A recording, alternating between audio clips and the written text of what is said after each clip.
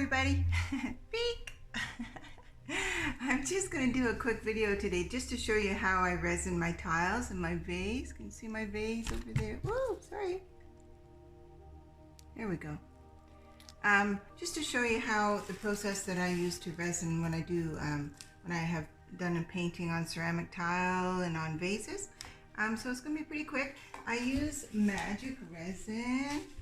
I've been using that for a couple years now. It's been good for me. I like it. It worked good. They have a tabletop epoxy, which is what I use when it's going to be a thin layer of resin, you know, coating tiles.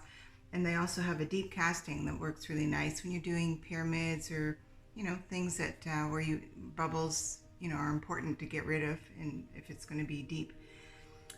There is a $10 off coupon link in my description if you want to check it out. So what I do, just to minimize bubbles, is I put the two parts in separate cups and I put them in a hot water bath for about 15 minutes. It helps a lot with the bubbles, especially if it's cold out. You kind of have to do it if it's cold.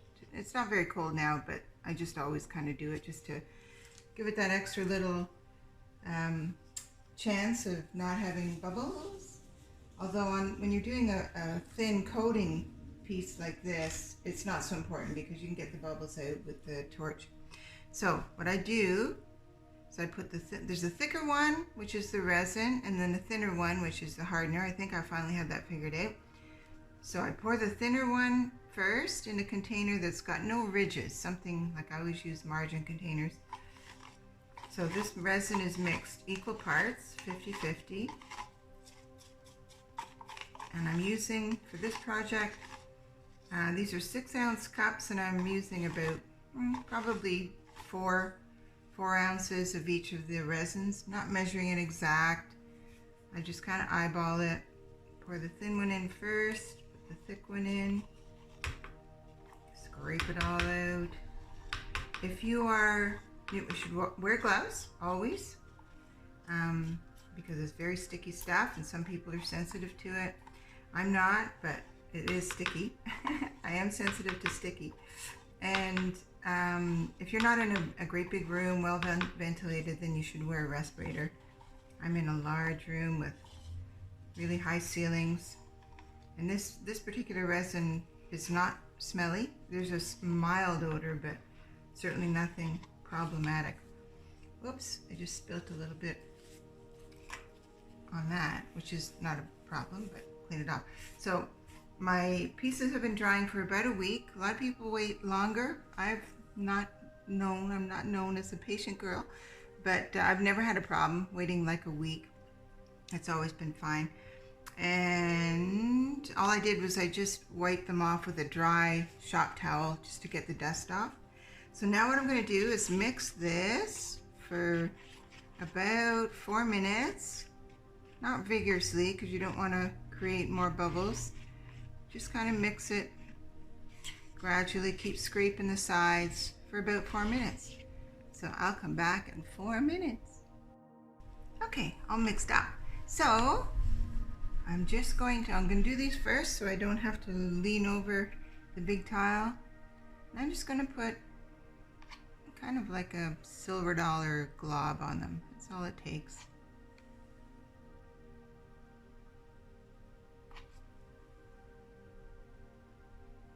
Put it on each one. Oh, maybe a little bit more there. Should be good. Oh, forgot my popsicle stick.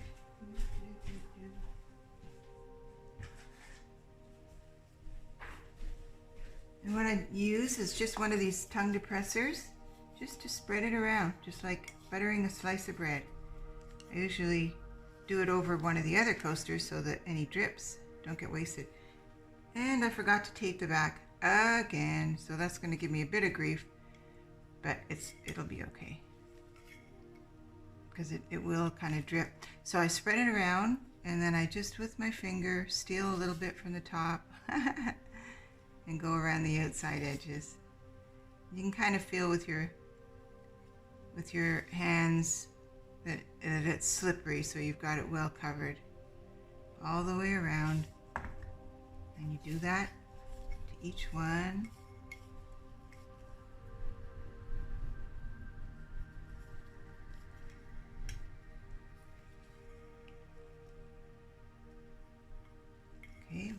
top covered. Just go around.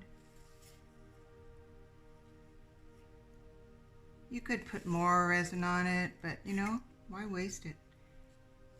And this resin works good on tiles that you use for coasters because it doesn't tend to mark, and it's, I guess, heat resistant to a certain point. Like the cups don't typically stick. Like if it's a funny shaped bottom cup that has like a concave, you know, and you get kind of a vacuum effect going on, it might stick a bit, but the tiles are heavy enough that it, you know, usually doesn't stick. Here we go. Make sure you get right to the corners. Last one.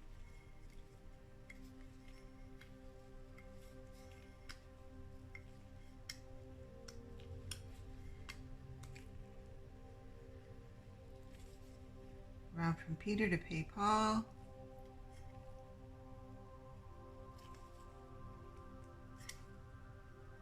Again, you can feel that you've got it if it's not kind of, if it's really smooth and you know you've got all the edges. And just keep an eye on it for a little while. Okay, there we go. So that's that. How easy was that? I'll give these a little torch.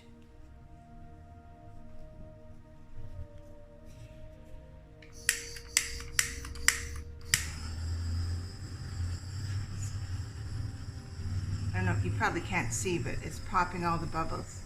You don't want to get closer than about 3 inches. If you get too close, you will scorch the resin, and then you got to sand, wait for it to cure, sand it, and resin it all over again. So try not to forget that part. Learn that the hard way. Okay, so that's that. Now I'm going to do, whoops, get that out. Now I will do the big tile. Same thing, really. Save enough for the vase. You don't need that much for the vase. And with this, I just use my hands. I just spread it around. Just spread it, easy, easy.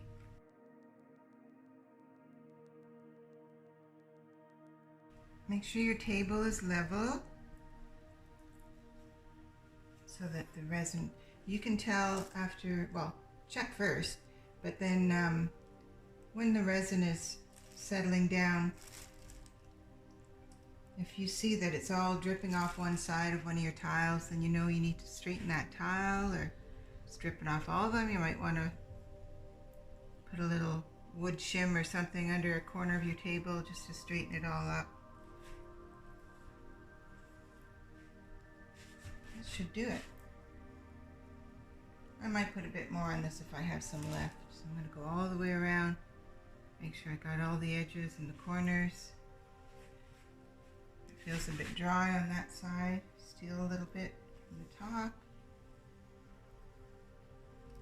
So that's that. So let's get the vase done.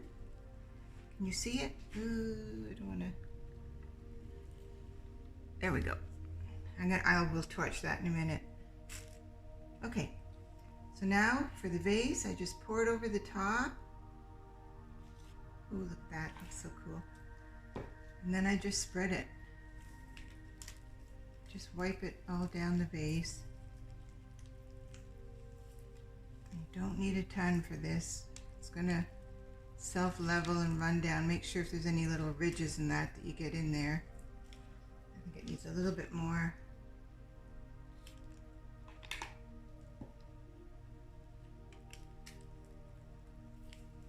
Just go all the way down to the bottom. Make sure you get the underneath part there. What I've done, I've got actually one of those little lampshade things underneath with a shop cloth on top of it and some plastic on top of it, because you want the resin to be able to run down. You don't want to set it straight down on a surface, because then you'll have like a plate. It'll be stuck to a resin plate when you're done. So this way it's going to just run down. The shop cloth helps it to keep it Oops, I'm going to move that a bit to keep it straight. That's it. So just feel around, make sure you're not missing any spots.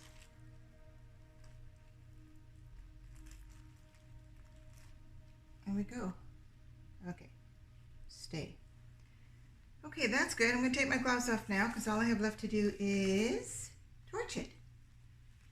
So I'll come back every 10 minutes or so, every 15 minutes or so for about an hour, and just give it a blast with the torch so that if there are any bubbles, they're going to pop out. Also, make sure you're doing this in good light because you want to be able to see if anything lands on them, like any dust or anything. So you can just get a toothpick for about 2 hours. If something lands on it, you just get a toothpick and just pick it up and then retorch it and it'll all level out again. Pretty forgiving. A lot of people cover them, put them in boxes and stuff like that. Lazy. I don't. The odd time you get a little bit of dust on. Depends. If you have pets or something, then that's definitely going to be a different issue. But the odd little speck of dust, I think even if you cover it, you're going to get that. Oh, torch is running out. Grab another torch. My new torch, I burnt out.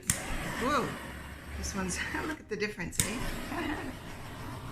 I'm trying not to get this one full of resin like the other ones. So that's going to get all the bubbles out. I'll just keep checking it. I see I missed an area here. I'll get my, oh, I have more resin left so I can.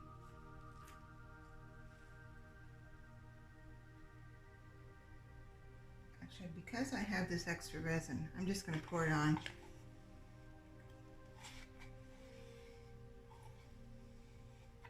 Don't want to waste it.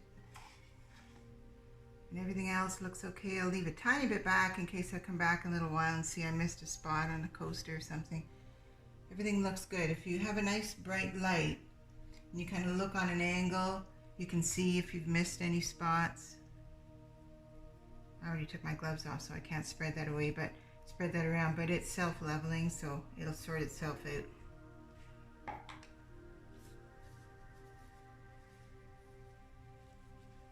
Oops. To fix the part I came to fix. Here we go. That side was a little thin. Okay, let's get that other torch. And give the vase a torch because it'll get bubbles on it too. And there you go. That's all there is to it. So as I said, I'll come back every 15 minutes or so, 10-15 minutes, and give it another torch. Catch any bubbles that have come to the surface, and then tomorrow it'll be all done. Yay! Okay, it's the next morning. It's all cured beautifully. Nothing landed on it. What's that? Oh no, it's okay. It's coming off. Tiny little speck of something, but it's not in the resin. So I'll show you really quickly how. Oh, you know what? I forgot I didn't tape it, so I've got to shave off the drips. Yeah, that makes for extra work. Normally I tape it and then you can just peel the tape off really easy. So now what I'm going to have to do, I'll just show you briefly what I do, what I'm going to have to do.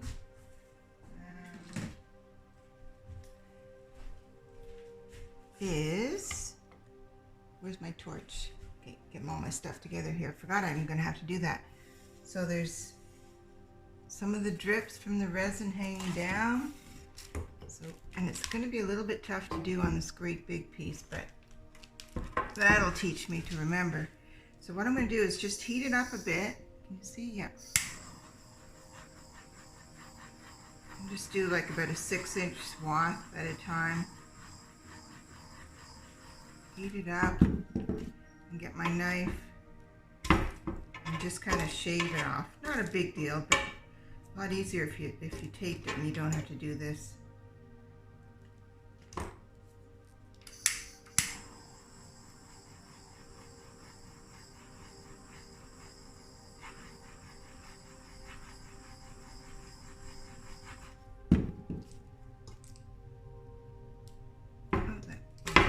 sticky.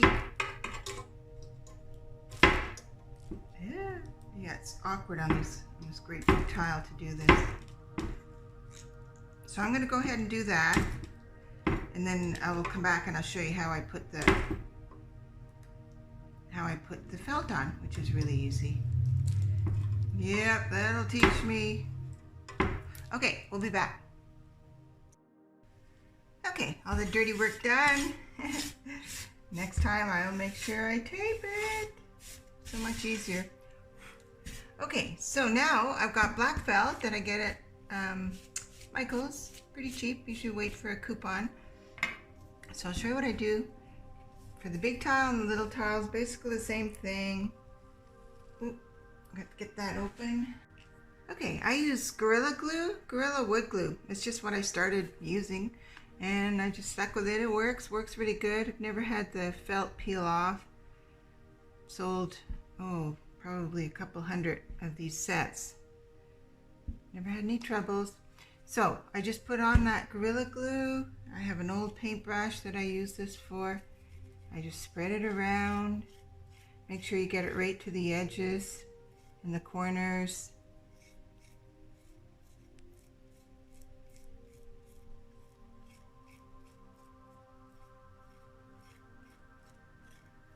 That good. You got a good coating on it, and then plop her down. Give it a little push, and that's it. So I'm gonna do all that. I'm gonna do the same thing here, put the glue all over, and then I'll show you the final step. Okay, so those are all glued down now. And for the vase, what I usually do, not always, but what I usually do is I put a bit of glue on the bottom. Off. You don't have to, like the bottom of it looks really nice, but you know, if I'm doing the rest of the set, I usually do the bottom too, bottom of this, and it's really easy. I just put a bit of glue on the bottom. Don't need a ton. Spread it out. Just to kind of fan it out so that it goes to the edges.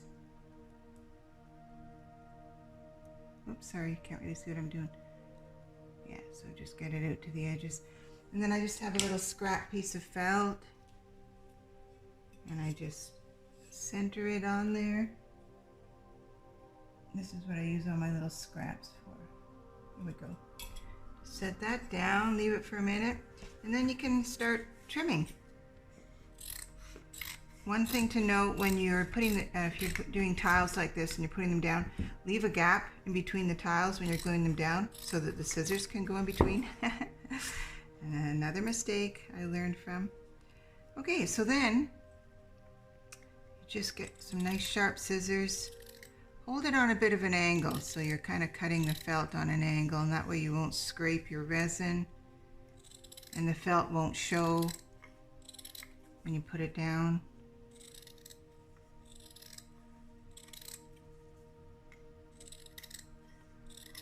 There we go, and that's it.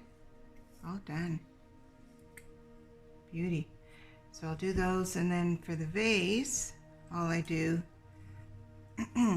same idea. I just go around, hold my scissors on a bit of an angle. Sometimes you have to trim it up a little bit again.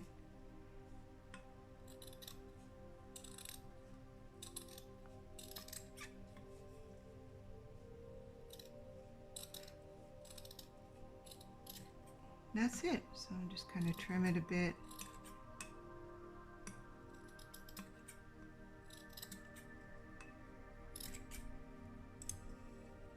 Just kind of round it. Doesn't have to be perfect. And that's it. That is it. If you want to see, I have to look up the number. I'll put the number up, but the video where I actually did the painting of these, I'll put that up on the screen. A couple of videos ago.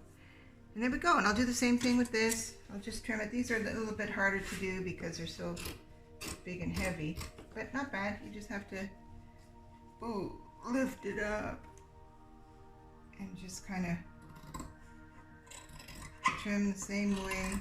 It's just a little more awkward because it's heavy, but same idea as the little tiles. And then you've got nice backings on it for a table runner. And you've got this, you can put that down, you don't have to worry, it's not going to mark anything. Same with all your coasters. And there you go, easy, fun. There's the set, all set up. Beauty.